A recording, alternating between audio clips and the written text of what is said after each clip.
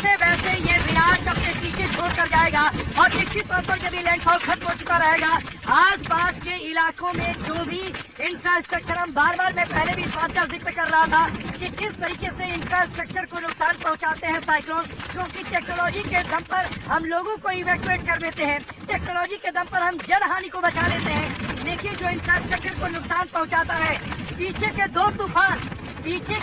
तूफान 9,000 करोड़ और करीब 1.25 लाख करोड़ के आसपास का नुकसान करके गए थे। अब इस बात पर नजर है कि ये तूफान साउथे भी इसी तरीके के नुकसान पीछे छोड़कर गया। अब नजर इस बात पर है कि गुजरात में ये बिपरजॉय अपने पीछे कितना बड़ा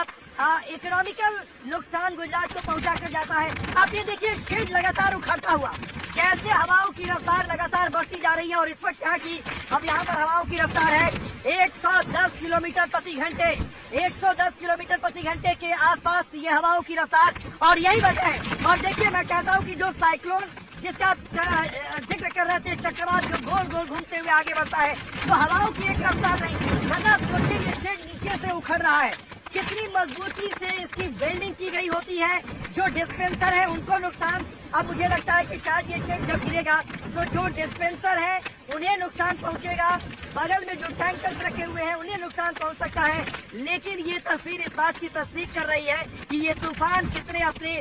भीषण दौर में अब प्रवेश कर रहा है। हम जगहों से दूर नलिया के आसपास है, नलिया के आउटर पर, और वहाँ के पेट्रोल पंप की ये तस्वीरें, इसका जो पूरा शेड है देखिए वो धीरे धीरे टूटकर नीचे गिर रहा है। और यकीन मानिए किस तरीके का मेरा जो कुछ नेचुरल कैलेमिटीज को कवर करने का जो एक्सपीरियंस रहा है थोड़ा बहुत,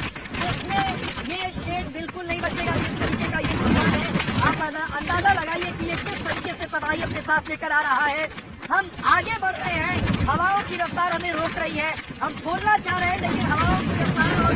पानी की जो रफ्तार जो बारिश की है वो हमें रोक रही है। आंखें बंद करके हम आपको दिखाने के लिए मजबूर हैं, इसलिए कि आंख हम खोल नहीं सकते या फिर हम अपोजिट डायरेक्शन में हो जाते हैं। अगर मैं हवा की डायरेक्शन में होकर बोलने की कोशिश करूं, मैं शायद नहीं बोल पाऊंगा। लेकिन ये तस्वीर,